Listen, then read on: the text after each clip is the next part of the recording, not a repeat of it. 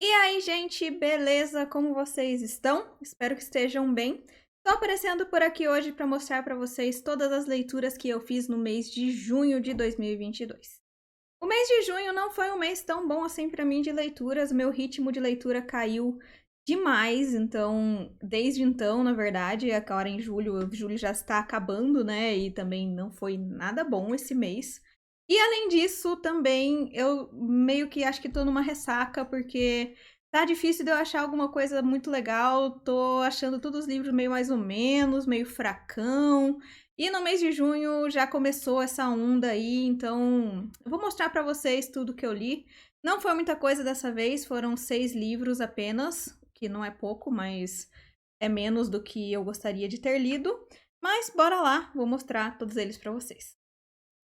Mas antes da gente começar, vou lembrar vocês de deixar um curtir aqui no vídeo, que já me ajuda demais, se inscrever aqui no canal se ainda não for inscrito e considere também dar uma olhada lá no Catarse e se tornar um membro do Clube VIP para me ajudar muito mesmo e, além disso, receber várias vantagens, além de ter um contato muito mais próximo comigo. Então dá uma olhada, o link vai estar aqui na descrição, assim como o link para fazer compras na Amazon e de todas as minhas outras redes sociais também. Então, bora lá? Então, como eu comentei lá nos lidos de maio, o primeiro livro que eu peguei em junho, vocês já sabem qual é. Eu vou deixar o link do vídeo de maio aqui nos cards, se você ainda não viu. Mas foi Opala, que é o livro 3 da saga Lux, da Jennifer Armentrout, né? Que é uma saga que é um pouco antiga já, na verdade, mas foi um super hype na época aí que ela foi lançada. E hoje em dia já não faz tanto sucesso mais, né? E aqui, como eu disse, é o livro 3, então eu não vou dar detalhes para vocês sobre a história. Mas aqui nessa saga a gente tem a Kate, que é uma adolescente que se muda com a mãe dela para o interior dos Estados Unidos, uma cidade muito pequena, e acaba se envolvendo ali com os vizinhos dela, de certa forma, uma irmã e um irmão que moram do lado da casa dela. E ela acaba descobrindo que, na verdade, eles são alienígenas. Então aqui a gente tem, na verdade, uma saga de romance sobrenatural, jovem adulto, muito, muito clichê, tá? Então não vá esperando uma coisa super revolucionária, porque não, é bem um crepúsculo com alienígenas, tá? Então, não que crepúsculo seja ruim, porque eu amo, aliás. Mas aqui, então, a gente tem no livro 3 já a história já um pouco mais desenvolvida, né? É uma saga de 5 livros. E como eu disse, não vou comentar sobre a história, mas eu gostei mais desse livro 3 do que eu gostei do 2. Quando eu li o 1, o Obsidiana, foi há muito tempo atrás, assim, sei lá, muito tempo não, mas sei lá, uns 8 anos atrás. E na época eu gostei bastante, apesar dos clichês e do romance problemático e todos esses problemas que essa série geralmente tem mesmo, né? Eu gostei. Quando eu li o livro 2 no mês de maio, eu comentei com vocês que eu queria dar na cara da Kate, então passei muita raiva lendo aquele livro 2 porque ela tava muito chata, muito chata. Só que o livro 2 era pra eu ter parado ali a série, na verdade. Só que esses livros aqui, eles acabam sempre no meio de uma cena. Então é muito difícil não pegar o próximo. Infelizmente, eu detesto quando os livros fazem isso, mas funciona, porque realmente eu peguei o próximo, tá aqui, né? Eu li o terceiro livro. E, por sorte, esse terceiro livro aqui foi melhor. Então, eu gostei mais. A Kate parou com aquele lenga-lenga que eu falei pra vocês lá do livro 2, que ela tava de, meu Deus, eu quero ele, meu Deus, eu não posso querer ele, por zero motivos das vozes da cabeça dela, enfim. Então, isso se tornou um pouco menos irritante, essa história aqui. Então, foi mais legal, foi mais dinâmico. Ele é um pouco mais grosso também que o outro.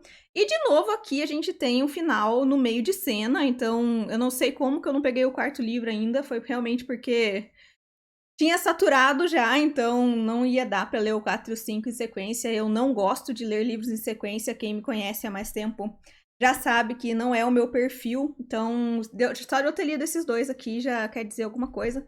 Mas é aquela coisa, né? É um livro bom? Não, mas também não é um livro ruim. É uma leitura fluida, uma leitura rápida. E aqui os personagens estão melhores, então.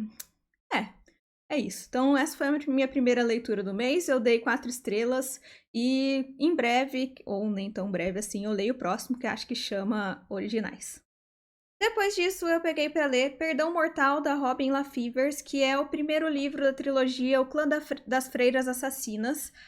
E esse daqui eu acho que foi o grande causador da minha ressaca que dura até agora. E, sério, eu me decepcionei muito com esse livro aqui.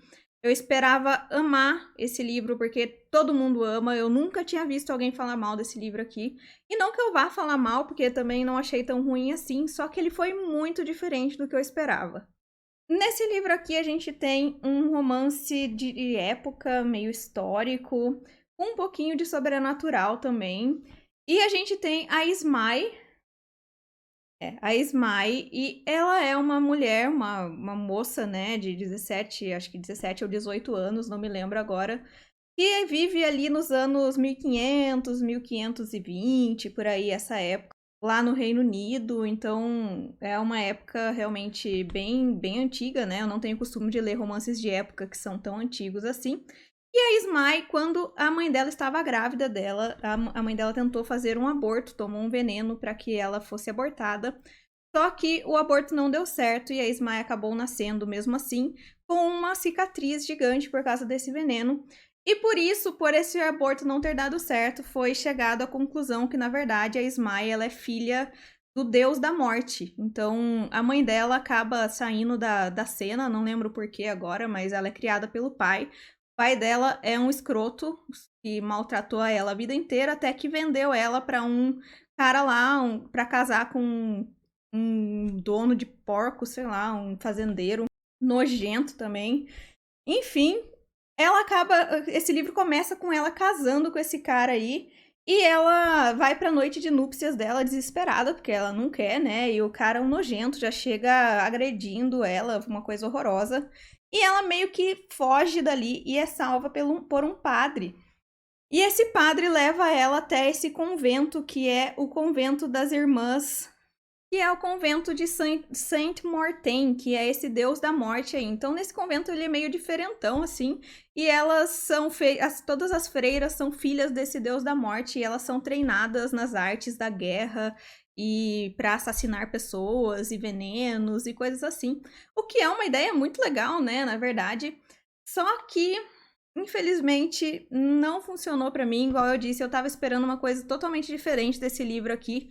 Porque eu vi muita gente falando que era uma coisa super divertida e não sei o que, alguma coisa desse tipo. E eu achei isso aqui paradíssimo, assim, chato, tá? Não achei legal. Eu acho que eu dei 3 estrelas pra ele, inclusive ele tá disponível na minha lojinha da Shopee, se alguém tiver interesse, o link tá aqui na descrição.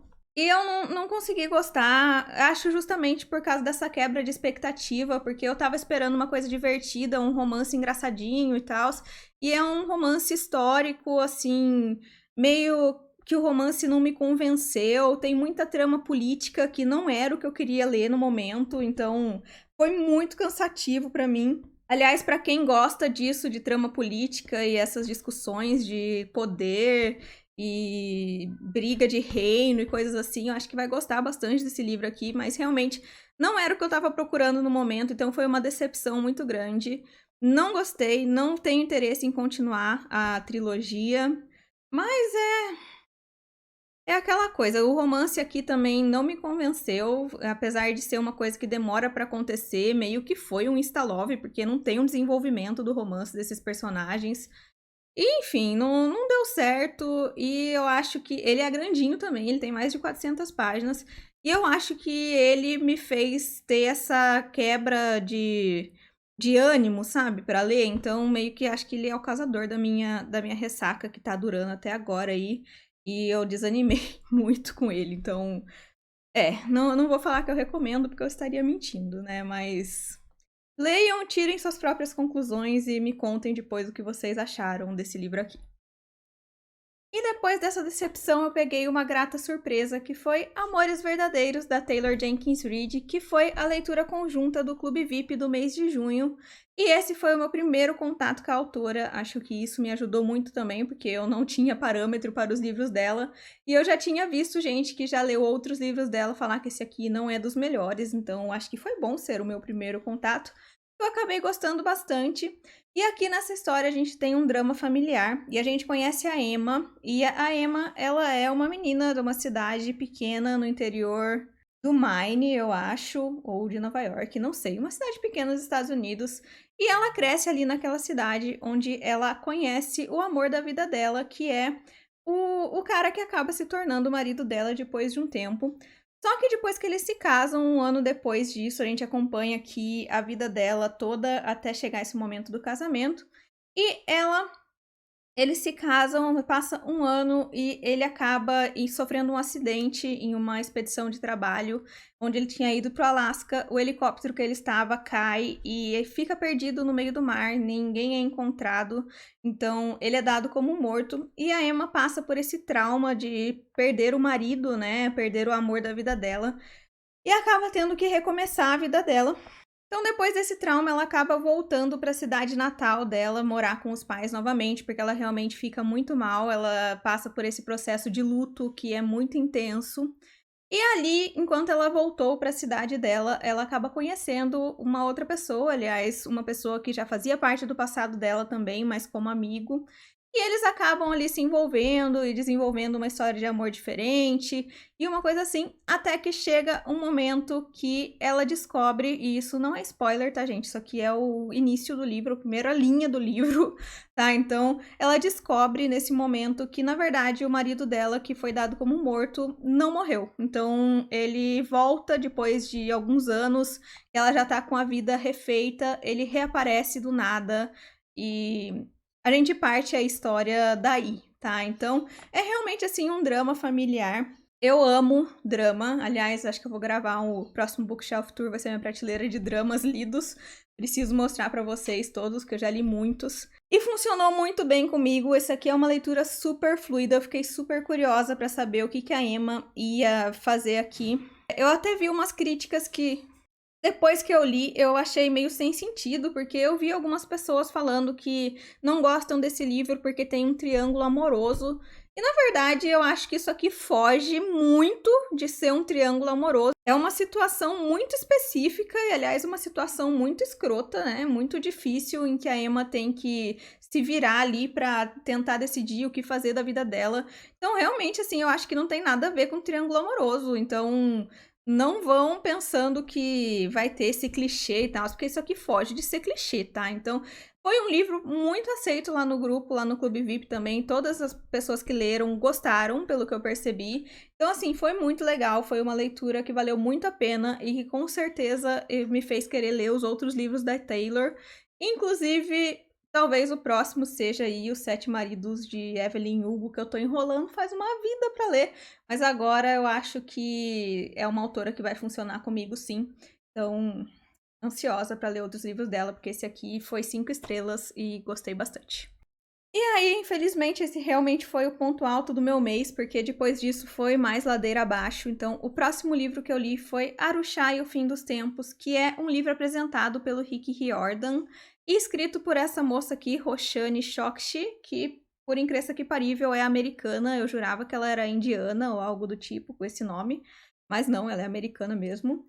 E a gente tem aqui um livro bem no estilo Rick Riordan de ser mesmo, tá? Só que aqui com mitologia indiana. Então a gente tem a Arushá, que é uma menina de 12 ou 13 anos, não sei, então é um livro infanto-juvenil. E ela vive num museu de mitologia indiana, ela é indiana, então ela e a mãe dela, só que ela sofre um pouco de bullying na escola. E ela meio que inventa umas histórias para os amigos dela da escola gostarem mais dela, porque na verdade elas são meio pobres e não tem uma situação financeira tão boa quanto os colegas de escola dela, que é uma escola de elite, então que tem assim coisas caríssimas e ela sente um pouco de vergonha disso. E um dia os amigos dela dessa escola vão lá no museu, ela mora no museu, e eles querem que ela prove que as coisas que ela conta é verdade. E ela, para tentar provar para eles, acaba despertando uma maldição em uma lâmpada mágica que tem lá nesse museu. E ela acaba despertando o deus Sono, que é o deus da destruição. Então, ele quer realmente destruir o mundo. E ela, por despertar esse ser, ela acaba descobrindo que, na verdade, ela tem como ancestral uns caras indianos lá, muito do chique da mitologia, e que ela vai ter que dar um jeito de parar o Deus Sono, então, essa destruição. Ele meio que congela todo mundo, E ela vai, então, partir nessa jornada com uma irmã dela, que também é uma descendente, uma reencarnação desses irmãos guerreiros aí, para tentar, então, parar o Deus Sono. E aqui também a gente tem, então, essa coisa que parece ser muito interessante, na verdade até é, né? Eu gosto muito dos livros do Rick Riordan, eu adoro livro infanto-juvenil, então eu achei que seria uma combinação boa. Mas como eu disse, eu não sei, pode ser que seja eu o problema também, que tô meio chata pra leitura desde então, eu tô meio difícil de gostar das coisas, mas eu não consegui me apegar aqui. A Arusha é muito legalzinha, a personagem, ela, a irmã dela lá também, que ela descobre também é uma pessoa legal. O deus que ajuda elas, né, o conselheiro delas aqui é um pombo, então meio que também não consegui digerir um pombo como conselheiro, meio que eu só imaginava ele como corvo, não sei porquê, acho que corvo é mais sábio, né, do que pombo, sei lá. Mas não sei, não me convenceu, eu não consegui me apegar. E diferentemente dos livros do Rick Riordan, eu não sei nada de mitologia indiana. Eu achei que aprenderia alguma coisa aqui, né? O que acontece nos livros do Rick. A gente aprende muita coisa da mitologia grega, mitologia romana, mitologia nórdica, egípcia. Enfim, já aprendi muitas coisas com os livros dele. Mas aqui não. Eu acho que se eu tivesse entrado aqui nessa leitura já sabendo mais coisas sobre a mitologia indiana, teria funcionado melhor para mim, porque meio que é jogado as informações, eu não aprendi nada, eu não entendia do que ela estava falando, dos costumes, dos deuses, dos montarias dos deuses, enfim, realmente não me pegou, não me interessei, e foi uma leitura fluida, é uma leitura fluida, porque é um livro infanto-juvenil, não foge daquele clichê, né, aquele formatinho de missão. Eu acho legal aqui porque elas vão parar no Reino dos Mortos num momento aqui. Eu acho muito legal. Não sei porque eu acho muito legal livros de mitologia assim que se passam em reinos de mortos. Eu acho muito interessante. Mas não sei, não deu, não me agarrou, não me pegou. E eu também não tive interesse em continuar a série. Eu acho que são 5 livros. E esse aqui também está disponível na minha lojinha da Shopee. Se alguém tiver interesse, ele está novinho. Mas sei lá, me decepcionou porque eu esperava mais dele, esperava gostar mais, enfim. Mas não é ruim, tá? Não achei ruim, só realmente não gostei. Depois disso, eu peguei Os Eternos, volume 1, O Legado, das autoras Amy Kaufman e Megan Spooner. E, gente, essa edição aqui é a coisa mais linda da vida. Olha só que bonito. Edição da Morro Branco, né? É sempre muito sucesso. Linda, linda, linda. Mas foi outro livro que me decepcionou demais. Ai, meu Deus, tá difícil esses tempos. E aqui, na verdade, eu já tinha lido outro livro das autoras, que é o Quando as Estrelas Caem, que é um romance distópico. Aqui também meio que é um romance distópico, mas ele é mais para ficção científica mesmo, esse aqui, do que para o romance. Mas o Quando as Estrelas Caem é um livro que eu amo muito, eu gostei muito quando li. E esse aqui eu peguei esperando gostar muito também. Mas infelizmente não funcionou muito bem. E aqui a gente tem um livro contado do ponto de vista de 2 personagens, a Amélia e o Jules. Gente, se parecer que eu tô sem ar, é porque eu tô mesmo, tá? Porque a gravidez não tá me deixando respirar. Então, desculpa. Enfim. A gente tem aqui a Amélia e o Jules, e eles estão, então, a gente está em um futuro muito, muito distante, onde existe um contato de uma civilização alienígena chamada Eternos com a raça humana, e os seres humanos estão aí em busca de outro local para viver, porque a gente destruiu o planeta Terra, o que não precisa ser um futuro tão distante assim, não é mesmo? E a gente então encontra esse sinal desses Eternos e descobre aí algumas tecnologias deixadas por eles, inclusive alguns outros planetas habitáveis onde eles viviam. E aparentemente eles são uma espécie muito similar à nossa, então a gente tem aqui pessoas viajando pelo espaço para chegar nesses planetas e descobrir mais sobre essas tecnologias. E a gente tem aqui a Amélia, então, que é uma ladra, tá? Ela é contratada por uma empresa para ir para esse planeta aí, onde existem templos construídos por esses Eternos, para tentar roubar a tecnologia dos lugares, para levar de volta para a Terra, porque as tecnologias deles ajudam a vida aqui na Terra. Então, eles descobriram, por exemplo, um um gerador que roubaram desse planeta, que purificou a água suficiente para abastecer todo o leste dos Estados Unidos. Então, eles precisam de mais tecnologias desse tipo. E ela é enviada, então, para esse planeta para tentar roubar coisas e vender, porque ela precisa do dinheiro para ajudar a família dela, enfim. Essa história é bem clichê, assim. E a gente tem o Julius, que é um acadêmico, um estudioso, que está indo para esse planeta também. E a intenção dele, na verdade, é estudar tudo que os Eternos deixaram. Então, todo o legado dos Eternos, ele quer estudar, descobrir mais. Ele acha que tem coisas ali que os seres humanos ainda não descobriram e que podem estar escondidos nesses códigos que foram deixados aí por esses Eternos, que dizem muito mais do que apenas a tecnologia vai ajudar e coisas assim. Então, lá nesse planeta já eles acabam se encontrando e juntando a missão deles, apesar do propósito deles serem totalmente diferentes, eles acabam se juntando por necessidade. E a gente tem então a história a partir daí. E aqui é uma coisa assim, meio Indiana Jones da vida, sabe? Eles entram nos templos e tem que desarmar umas armadilhas, e eles estão fugindo de umas outras equipes que querem atrapalhar eles, enfim. É uma coisa bem diferente, mas ao mesmo tempo ele conseguiu ser clichê, então não me convenceu também. Os personagens, não sei, eu não gostei muito deles. Tem um romance aqui que é muito mal desenvolvido e fica nesse lenga-lenga de adolescente, sabe? De meu Deus, eu não posso gostar dele porque isso, e eu não posso gostar dela, mas eu gosto dela, ela é tão linda. E uma coisa bem, enfim. A única coisa que realmente eu gostei é uma leitura fluida.